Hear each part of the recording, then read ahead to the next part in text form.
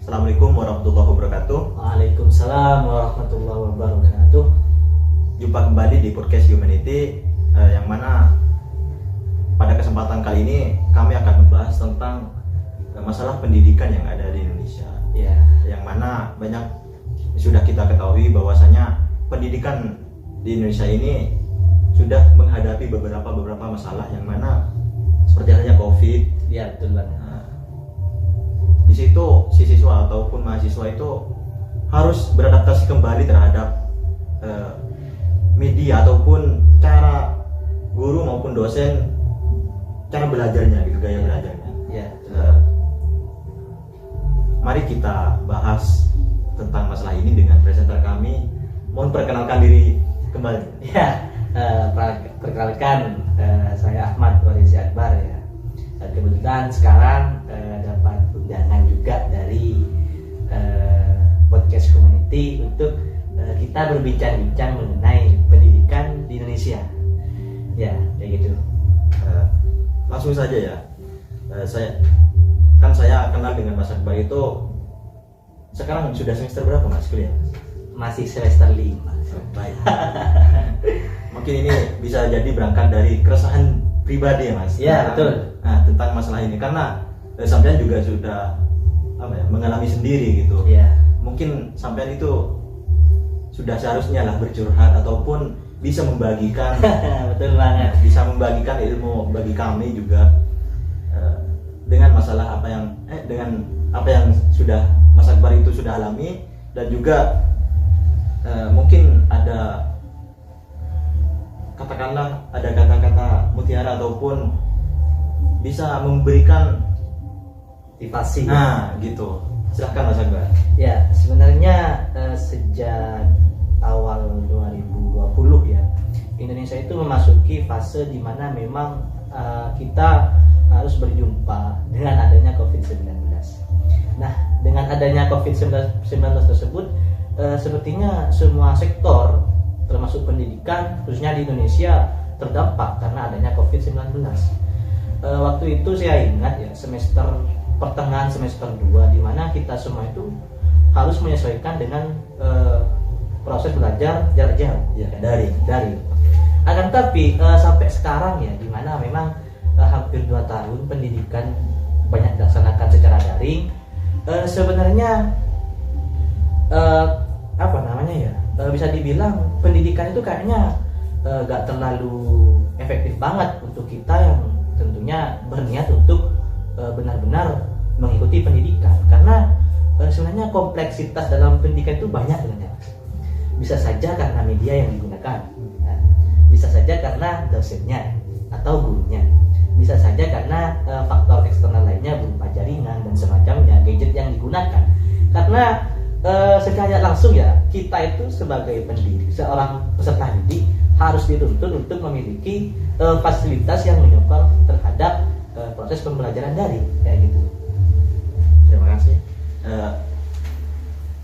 Kan kita sudah katakanlah sudah separuh untuk melalui pembelajaran daring secara total gitu.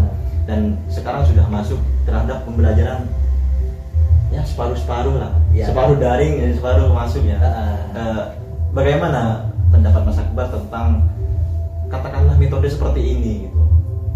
Ya, karena tidak bisa dipungkiri ya, kita tidak bisa memobilisasi mahasiswa karena kita tahu amat pesatnya masif juga penyebaran COVID-19, dan mungkin kita harus bisa dewasa juga mengenai pembelajaran yang harus kita jalani saat ini. Akan tetapi dengan keputusan pemerintah ya, yang mana sudah melonggarkan proses pendidikan, bisa masuk separuh-separuh, itu menjadi angin segar khususnya bagi kita kaum mahasiswa. Karena saya lihat ya, tidak efektif banget gitu kita belajar daring. Ya cuma dosen itu memberikan materi wis udah gitu kan. Karena saya lihat semasa saya di mahasiswa, saya menemukan 2 tipikal dosen. Yang pertama, memang dosen tersebut ingin mencerdaskan mahasiswanya, dan yang kedua, dosen yang hanya menghilangkan kewajibannya sebagai seorang dosen. Jadi beda, artinya ya gak efektif banget.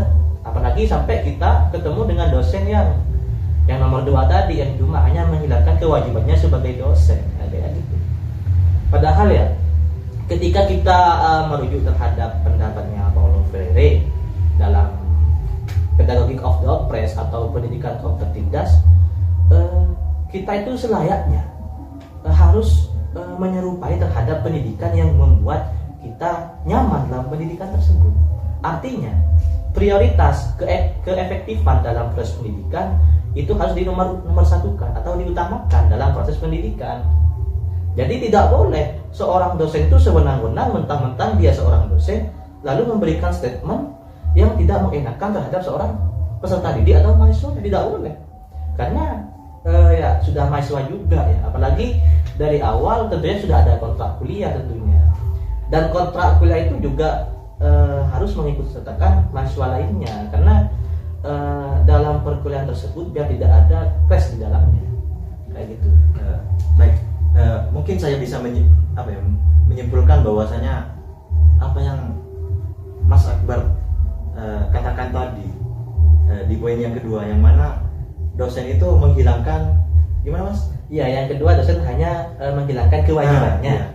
Karena memang banyak ya dosen itu katakanlah otoritas gitu, otoriter terhadap mahasiswanya. Karena ini pengalaman kita ya. Ya betul.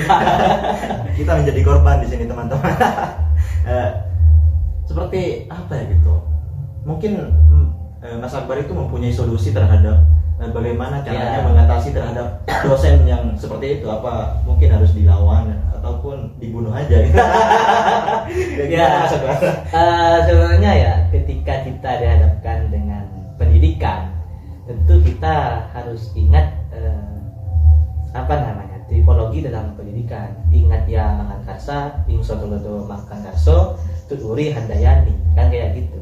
Artinya seorang pendidik, ketika pendidik itu ada di depan, dia itu harus menggiring mahasiswanya, dan ketika ada di tengah, dia harus menyesuaikan antara siswa dengan proses belajarnya, dan ketika ada di belakang, dia itu mendorong siswanya untuk lebih berprestasi dalam proses pendidikan. Jadi kalau semisal ada salah satu seorang pendidik yang bisa dinilai otoriter gitu terhadap mahasiswanya, itu sudah jauh keluar, melenceng dari proses atau tujuan dari pendidikan tersebut. Seperti itu.